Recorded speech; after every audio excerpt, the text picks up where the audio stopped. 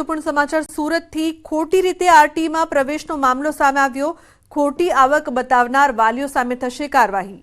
વાલી સામે ફોજદારી કાર્યવાહી થશે। ડીઓએ તમામ શાળાઓને કર્યા છે આદેશ। પરિપત્ર બહાર પાડીને કર્યો છે આદેશ। મહત્વનું છે કે આરટીઈ હેઠળ પ્રવેશ મેળવનાર વિદ્યાર્થીઓની ખાનગી રીતે શાળાઓ દ્વારા તપાસ કરવામાં આવી હતી। આ તપાસમાં શાળાના શિક્ષકો અને સ્ટાફના લોકો સામેલ હતા। આ તપાસ દરમિયાન 100 થી વધુ આવા વિદ્યાર્થીઓ મળ્યા હતા, જેમાં કેટલાક વિદ્યાર્થીના વાલીઓની આવક ઘણી વધારે હોવાનું સામે આવ્યું છે। ભરૂચના ખીરના લાકડાની ગેરકાયદેસર હેરાફેરીનો પર્દાફાશ। નેત્રંગ વન વિભાગે ખીરના લાકડા સાથે ટ્રક ઝડપ્યો। ખીરના લાકડાનો 4,50,000નો મુદ્દામાલ જપ્ત કરવામાં આવ્યો છે। નેત્રંગ અંકલેશ્વર રોડ પરથી ઝડપાયો છે ટ્રક, તો 10 લાખની ટ્રક મૂકીને ડ્રાઈવર કંડક્ટર ફરાર થયા છે। ફરાર આરોપીઓને પકડવા તજવીજ હાથ ધરાઈ છે। તો અન્ય મહત્વપૂર્ણ સમાચાર અમદાવાદથી। અમદાવાદમાં સળિયાની ચોરીમાં કોન્સ્ટેબલની સંડોવણી સામે આવી। કોન્સ્ટેબલની સંડોવણી સામે આવતા ધરપકડ કરવામાં આવી છે। કોન્સ્ટેબલ મુસ્તફા ખાન સહિત આરોપીઓની ધરપકડ કરાઈ છે। વેજલપુરમાં ટ્રાન્સપોર્ટમાંથી સળિયાની હતી ચોરી। 2.50 લાખના 4 ટન સળિયા વેચવા જતા પકડાયા હતા। ધરપકડ કરાયેલો કોન્સ્ટેબલ ઝોન 2માં ફરજ બજાવે છે। વેપારી સાથે હની ટ્રેપ મામલે 3 આરોપીઓની ધરપકડ કરાઈ છે। નિલેશ ગોસ્વામી, ગૌરવ રબારી અને મનીષ કોટડિયા નામના આરોપીઓની કરી છે ધરપકડ। વેપારીને રેપ કેસમાં ફસાવી દેવાની ધમકી આપીને પૈસા પડાવ્યા હતા। આરોપીઓએ વેપારી પાસેથી 1 લાખની કિંમતની 2 વીંટી અને રોકડ રકમ મળીને 1.45 લાખ પડાવ્યા હતા। હાલ પોલીસે સમગ્ર મામલે 3 આરોપીઓની ધરપકડ કરી છે અને આગળની કાર્યવાહી હાથ ધરી છે।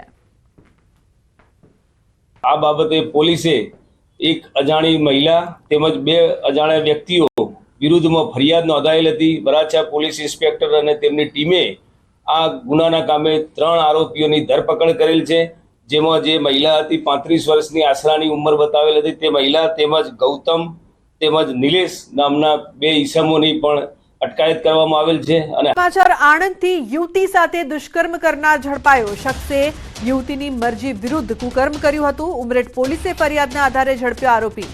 ગણતરીના કલાકમાં આરોપીને દબોચ્યો। 18 વર્ષની યુવતીની ફરિયાદના આધારે કાર્યવાહી કરવામાં આવી છે। બીજી દીકરી જન્મતા પત્નીની હત્યાનો પ્રયાસ કરવામાં આવ્યો। સુરતના પૂણાના ઉમરવાડાનો ચોંકાવનારો બનાવ। પતિએ મોઢું દબાવ્યું, નણંદે ઝેર પીવડાવ્યાનો આરોપ। પૂણા પોલીસ મથકે ફરિયાદ કરવામાં આવી છે। પતિ અને નણંદ બેઉની ધરપકડ।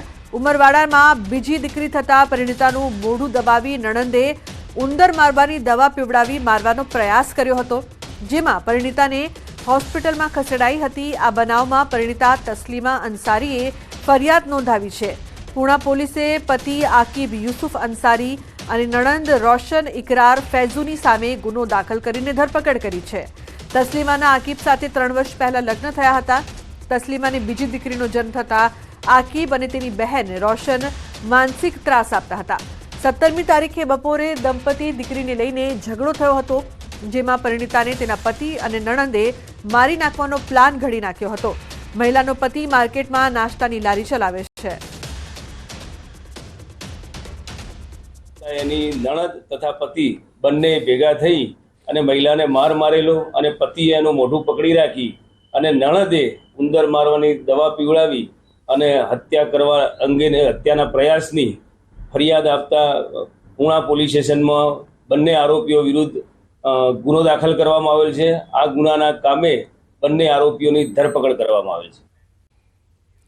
એચએમપીવી મામલે રાહતના સમાચાર સામે આવી રહ્યા છે। અમદાવાદમાં એચએમપીવી પોઝિટિવ દર્દીઓને ડિસ્ચાર્જ કરાયા। હાલ શહેરમાં એક પણ એચએમપીવી પોઝિટિવ કેસ નહીં। ગત સપ્તાહે શહેરમાં નોંધાયા હતા એચએમપીવીના 5 કેસ। 3 બાળકો અને 2 વૃદ્ધ એચએમપીવી વાયરસથી થયા હતા સંક્રમિત। 2 માસ, 9 માસ અને 4 વર્ષના બાળક સહિત 2 વૃદ્ધનો રિપોર્ટ આવ્યો હતો પોઝિટિવ। તમામ દર્દીઓ સ્વસ્થ થતા તેમને હોસ્પિટલમાંથી રજા અપાઈ છે। તો બીજી તરફ શહેરમાં ચાલુ માસમાં પાણીજન્ય રોગના કેસમાં વધારો નોંધાયો છે। શહેરમાં ઝાડા ઉલટીના 151 કેસ, કમળાના 167, ટાઇફોઇડના 128 કેસ નોંધાયા। તો બેક્ટેરિયલ ટેસ્ટ માટે 3688 સેમ્પલ લેવાયા હતા, જેમાંથી 20 સેમ્પલ ફેલ થયા। તમામને ડિસ્ચાર્જ આપવામાં આવેલો છે અને હાલમાં અત્યારે કોઈ એક્ટિવ કેસ HMPV વાયરસનો અમદાવાદ શહેરમાં નથી. હાલમાં રેસ્પિરેટરી ઇન્ફેક્શનના એટલે કફ કોલ્ડના કેસીસ મુખ્યત્વે રિપોર્ટ થતા હોય છે. દરેક યુએસસીમાં અંદાજિત 20% જેટલા પેશન્ટ છે એ આ પ્રમાણે કફ એન્ડ કોલ્ડના લીધે સારવાર લેવા આવતા હોય છે. રાજકોટમાં રેલવે પોલીસમાં ACBની સફળ ટ્રેપ. રેલવે પોલીસનો હેડ કોન્સ્ટેબલ લાંચ લેતા ઝડપાયો છે. રાજકોટ રેલવે સ્ટેશનના તત્કાલ રેલવે ટિકિટ કાઉન્ટર બહાર લીધી હતી લાંચ. લાંચિયા હેડ કોન્સ્ટેબલને 10,000ની લાંચ લેતા રંગે હાથ ઝડપી લીધો છે. તો મોબાઈલ ચોરી કેસમાં ફરિયાદીને તેના ભાઈને હેરાનગતિ ન કરવા માટે માંગી હતી લાંચ. તો 10,000ની લાંચ લેતા રંગે હાથ ઝડપાયો છે. મોબાઈલ ચોરી કેસમાં ફરિયાદી પાસેથી લાંચ માંગવામાં આવી હતી. અંકિત જોડાયા છે ફોન લાઈન પર વધુ માહિતી આપવા માટે. અંકિત, ACBની સફળ ટ્રેપ, શું વધુ માહિતી, શું વધુ અપડેટ?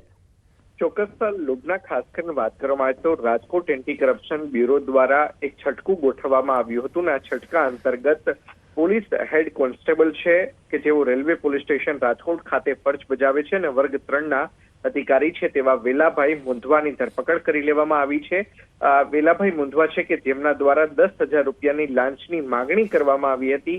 ત્યારે એન્ટી કરપ્શન બ્યુરો દ્વારા છટકું ગોઠવવામાં આવ્યું હતું અને છટકા અંતર્ગત તેઓ લાંચ સ્વીકારતા હોવાનું સામે આવ્યું છે. સાથોસાથ જે તેમના દ્વારા જે લાંચ લેવામાં આવી હતી આ લાંચ છે તે રેલવે સ્ટેશનના કમ્પાઉન્ડમાં કે જ્યાં રેલવે ટિકિટ કાઉન્ટર આવેલું છે તેની બહાર તેઓ લાંચ સ્વીકારતા છે તે ઝડપાઈ ગયા હતા. ખાસ કરીને વાત કરવામાં આવે તો એન્ટી કરપ્શન બ્યુરો દ્વારા જે પ્રેસ રિલીઝ જાહેર કરવામાં આવી છે તે અંતર્ગત ફરિયાદીના ભાઈને 3 મહિના પહેલા મોબાઈલ ચોરીના ગુનામાં છે તે પકડવામાં આવ્યો હતો ને ત્યારબાદ ફરિયાદી તેમજ તેના ભાઈને હેરાનગતિ નહીં કરવા માટે સાથોસાથ ચાર્જશીટ રજૂ કરવા પેટે 10,000 રૂપિયાની માંગણી કરી હતી. બિલકુલ અંકિત, આભાર સમગ્ર માહિતી બદલ. મહત્વપૂર્ણ સમાચાર પર નજર કરીએ તો સુરેન્દ્રનગર મનપાએ અલગ અલગ વિસ્તારમાંથી લારી ધારકોને હટાવાતા વિરોધ પ્રદર્શન. લગભગ 500થી વધુ લારી ધારકોએ પોપટપરા વિસ્તારમાં એકઠા થઈને ઉગ્ર સૂત્રોચ્ચાર સાથે વિરોધ કર્યો છે. લારી ધારકો અને પાથરણા વાળાઓએ વૈકલ્પિક જગ્યા ફાળવવા મનપા કમિશનર પાસે માંગ કરી છે. વિરોધકર્તાઓએ કહ્યું કે છેલ્લા 5 દિવસથી અમારા ધંધા રોજગાર ઠપ થયા છે. માંગ નહીં સ્વીકારાય તો આંદોલનની ચીમકી ઉચ્ચારાઈ છે.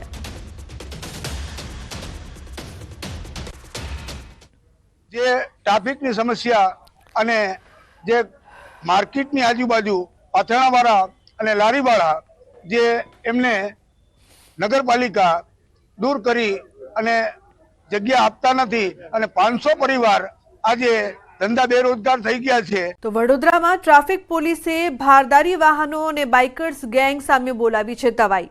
વડોદરા પશ્ચિમમાં ACPએ સપાટો બોલાવ્યો. જાહેરનામાનો ભંગ કરનાર, ઓવરસ્પીડમાં વાહન ચલાવનારા સામે આકરી કાર્યવાહી કરાઈ. ટ્રાફિક ACP કચેરી બહાર નિયમોનો ભંગ કરનાર વાહનોનો ખડકલો જોવા મળ્યો. તો વડોદરા પશ્ચિમના ACPના જણાવ્યા મુજબ માત્ર 20 દિવસમાં 90થી વધુ ભારદારી વાહનો સામે કાર્યવાહી કરાઈ છે. તો છેલ્લા 20 દિવસમાં 18થી વધુ બાઇકર્સ સામે 4 ટીમ બનાવીને કાર્યવાહી કરાઈ છે.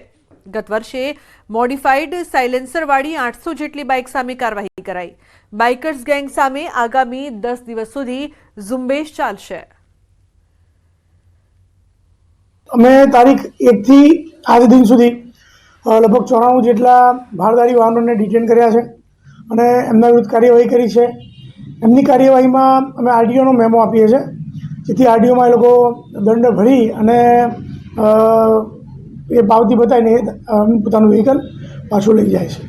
વડોદરા શહેર ટ્રાફિક પોલીસે ભારદારી વાહનો અને જે બાઇકર્સ ગેંગ છે તેમની પર તવાઈ બોલાવી છે અને સીધા દ્રશ્યો જે છે તમને આ સયાજીગંજ વિસ્તારના બતાવીશું.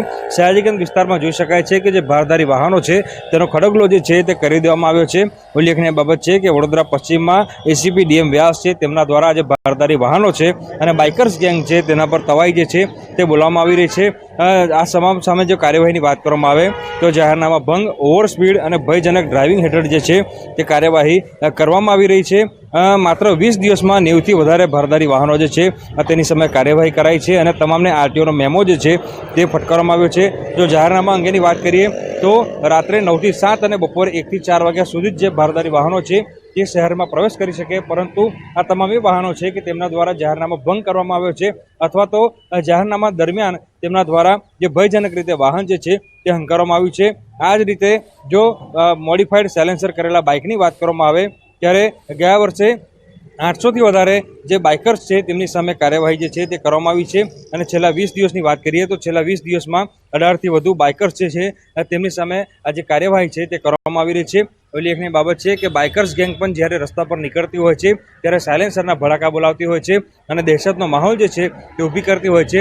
ત્યારે આવા બાઇકર્સ સામે તવાઈ બોલાવવા માટે ખાસ કરીને ટ્રાફિક પોલીસ દ્વારા 4 જેટલી ટીમ બનાવવામાં આવી છે અને જુદી જુદી ટીમ દ્વારા આવા જે બાઇકર્સ છે તેમની જે કાર્યવાહી જે છે તે કરવામાં આવી રહી છે. આગામી સમયમાં આ જે બાઇકર્સ અને ભારદારી વાહનો છે તેમના પર નિયંત્રણ આવશે કે કેમ તે જોવું રહ્યું. હાર્દિક દીક્ષિત, ન્યૂઝ 18 ગુજરાતી, વડોદરા.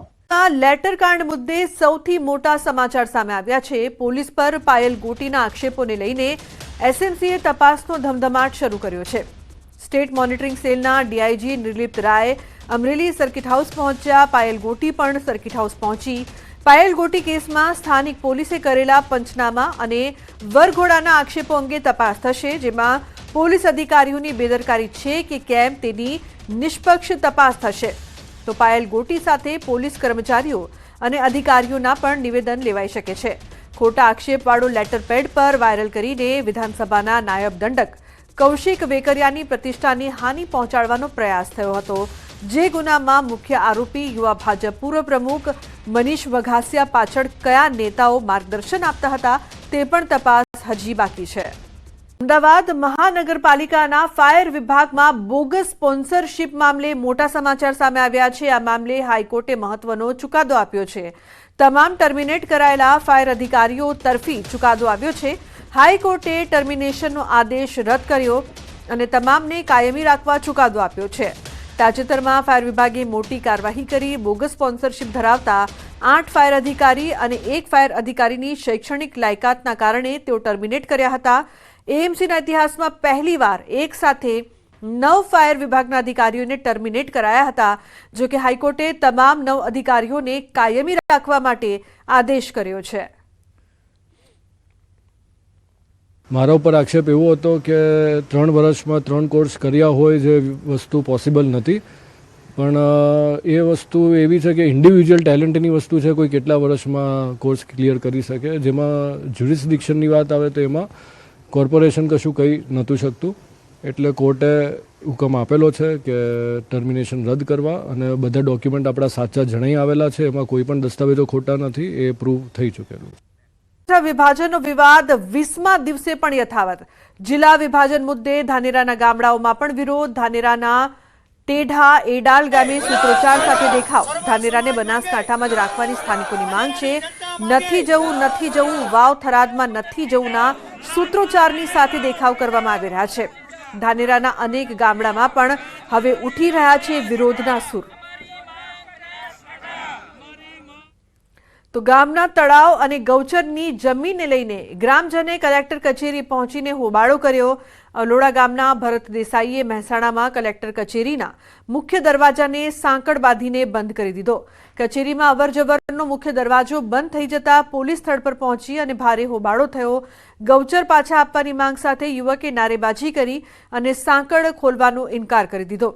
જોકે પોલીસ સાંકળ તોડીને ભરત દેસાઈને લઈ ગઈ હતી. યુવકે હોબાળો મચાવતા પોલીસે બળજબરીથી પોલીસ ગાડીમાં બેસાડવાની ફરજ પાડી હતી. ડાકોર મંદિરમાં ફરી વિવાદ સામે આવ્યો. મંદિરના સેવકે મેનેજર સામે ચડાવી બાયો. મેનેજર વિરુદ્ધ મુખ્યમંત્રી યાત્રાધામ વિકાસ બોર્ડને કરી અરજી.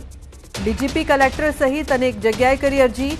મેનેજર પદેથી જેપી દવેને હટાવવાની માંગ સાથે મંદિરના સેવકે આપ્યું અલ્ટિમેટમ.